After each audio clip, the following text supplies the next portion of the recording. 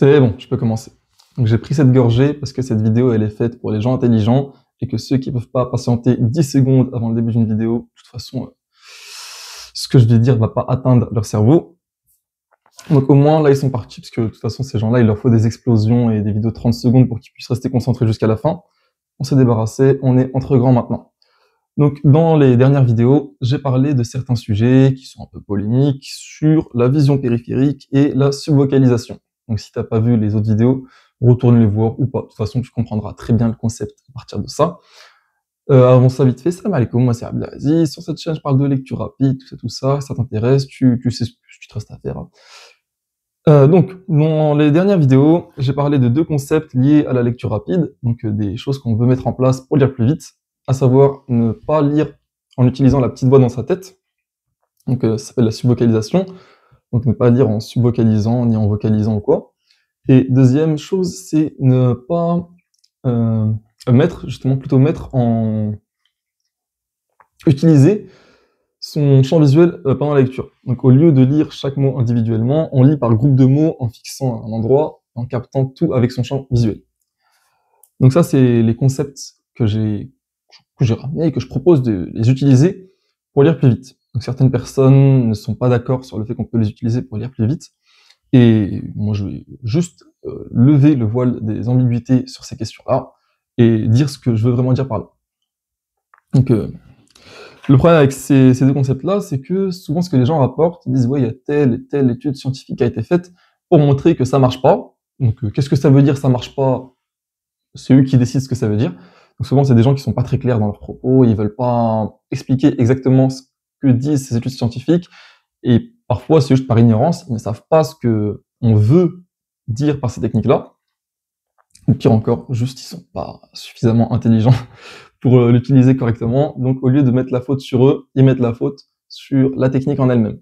Concrètement, ce que ces personnes disent, c'est quant à la subvocalisation, c'est que la subvocalisation, ça permet de mieux comprendre. Donc, comme quoi, il y aurait des études qui auraient été faites. Donc moi, je suis pas trop dans le cassage de tête avec les études et tout, parce que bon, déjà, je sais pas qui a fait ces études, je sais pas qu'est-ce qui a été fait exactement, tout ça. Je suis suffisamment apaisé par mon expérience personnelle de la lecture rapide pour savoir que ça marche. Au moins, ça marche pour moi. Si ça marche pas pour toute la population, à part moi, honnêtement, force à vous. Moi, ça marche pour moi, du coup, je m'en contente amplement. Et selon ces trucs-là, ces certaines études-là, la subvocalisation, le fait de répéter à voix haute ou dans sa tête ce qu'on lit, ça peut aider à comprendre. Donc je peux concevoir ça. D'ailleurs, parfois, quand j'ai du mal à comprendre, ça m'arrive de m'arrêter et de dire à voix haute, ou de chuchoter, ou de dire dans la tête, ou n'importe quoi tout ça. Et c'est pas un mal en soi. En fait, les gens, quand on leur explique des techniques de lecture rapide, ils ont l'impression que ça doit être quelque chose d'absolu et de tout ou rien. Ils ont une vision du monde hyper extrême. Et moi, j'aime pas les extrêmes, tu vois, je suis un mec chill à la base, tu vois. Et le truc, c'est que ces personnes-là, quand tu leur dis subvocaliser, ça te ralentit, ils vont dire ah, donc toi, tu veux jamais subvocaliser. Donc toi, tu veux jamais comprendre ce que tu dis. Donc toi, quand tu as une difficulté à comprendre, tu vas jamais revenir en arrière. Tu vois, c'est directement, ils vont dans des extrêmes de fou pour dire ah, donc mon incompétence, c'est ta faute. Donc c'est en gros, c'est ce que les gens ils veulent dire. Ils veulent juste s'enlever la responsabilité du fait de pas lire. Et du coup, ils mettent la faute sur moi, alors que moi, j'ai rien demandé. Tu vois, je leur donne juste des petites techniques. J'imagine, parce que cette vidéo, je la tourne en avance, j'ai pas encore eu de réaction par rapport à ça, mais j'imagine que sur une chaîne qui parle de lecture rapide, ce genre de commentaires risque d'arriver. Bref, deuxième chose, ça c'est sur le fait de la subvocalisation. Moi, ce que je dis, c'est que ce que je prône, c'est le fait que ne pas subvocaliser, ça peut te permettre d'aller plus vite. Et si toi, ça marche pour toi, tant mieux, fais-le, tu vois, et tu peux ne pas perdre en compréhension. Mais s'il y a des moments où ne pas subvocaliser te fait perdre en compréhension, subvocalise, vocalise, parle, lis lettre par lettre s'il faut, fais ce que tu veux. Le but de la lecture, la finalité de la lecture, c'est de lire et de comprendre ce que tu lis. Donc, la vitesse, c'est juste, moi je t'informe que tu peux le faire plus vite. Parfois, souvent, tu peux faire plus vite que ce que tu as appris quand tu étais en CP. Et juste, je te propose de le faire et d'essayer et d'apprendre à le faire. Et plus tu le feras, plus tu le feras bien. Ah, tout simplement. Deuxième chose qu'il arrive qu'on qu'on arrive d'entendre comme critique, enfin, deuxième critique qu'il arrive qu'on entende, c'est sur la vision périphérique. Donc, moi, ce que je proposais, c'est oui, d'apprendre à élargir son champ de vision. Et c'est sur ces termes-là, élargir champ de vision, que les gens commencent à critiquer. Et la critique, c'est que, bon, le champ de vision, c'est quelque chose de physique, tu peux pas changer. Bref, il y a des trucs avec les yeux. Il y a différentes zones de la vision. Donc là où le point de focus, là où c'est un peu moins clair, et plus tu t'éloignes, moins c'est clair.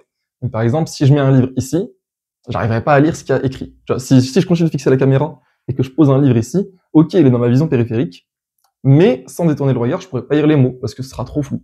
Et là, il n'y a aucun problème avec ça, bien sûr. Parce que si je prônais qu'on pouvait élargir son champ de vision, ah oui, ces gens-là, ils disent qu'on peut pas l'élargir. Donc, la zone centrale sur laquelle on peut se focus, elle est limitée à un certain degré d'ouverture.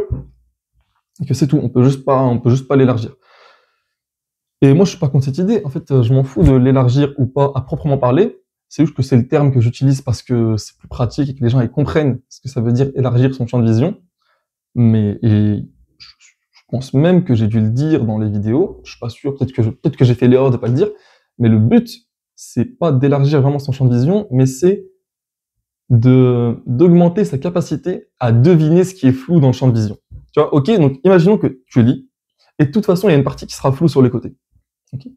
Pour comprendre ça, c'est quand même mieux d'aller regarder les vidéos sur le champ de vision pour comprendre de quelle technique je parle exactement. Mais ce qui sera sur le côté, ça pourra être flou, mais la forme du mot suffit pour deviner de quel mot il s'agissait. Honnêtement, part du principe que c'est bon, t'avais raison, que le mot il était bon. Et dans 99,9% des cas, si tu t'es bien entraîné, que tu connais bien tes mots, et que c'est pas une langue qui t'est étrangère ou une langue que tu connais pas bien, bah, dans 99,9% des cas, ça suffira. Tu vois, et peut-être une fois, tu seras trompé, et quand tu te rendras compte avec le contexte que tu as mal lu, tu reviendras en arrière. Wow, quel crime, il est revenu en arrière d'une phrase. Et tu liras jusqu'à la fin, et tu te rendras compte de ton erreur, c'est tout. Y a rien de plus simple que ça. Et pourtant, les gens, ils veulent trouver des petits trucs ou chipoter, trouver des détails. Tout ça pour dire que s'ils sont incompétents, c'est la faute de la lecture rapide. Non, c'est juste, t'as un cerveau, tu peux l'utiliser. T'es pas obligé d'aller dans les extrêmes. Quand t'apprends une technique, utilise-la quand ça marche, ne l'utilise pas quand ça marche pas. Et imaginons un jour, je te donne un marteau, et toi, t'as une vis à visser. Est-ce que tu vas me dire, ah non, les marteaux, ça sert à rien, parce que moi, j'ai une vis, et le marteau, ça marche pas sur les vis. Ah non, mais... Pardon, je commence à m'emporter un peu. Mais pour moi, c'est juste logique et bête, mais certaines personnes, visiblement, elles ont pas cette même logique. Bref, c'était Abdelaziz. Si la lecture rapide t'intéresse et que tu veux en savoir plus sur ces méthodes, abonne-toi, tout ça. Il y a déjà quelques vidéos normalement sur cette chaîne. N'hésite pas à t'abonner. Tu vois, tu regardes ce qu'il y a d'intéressant et tu prends ce qui est intéressant et tu abandonnes ce qui n'est pas intéressant, tout simplement. Salam alaikum.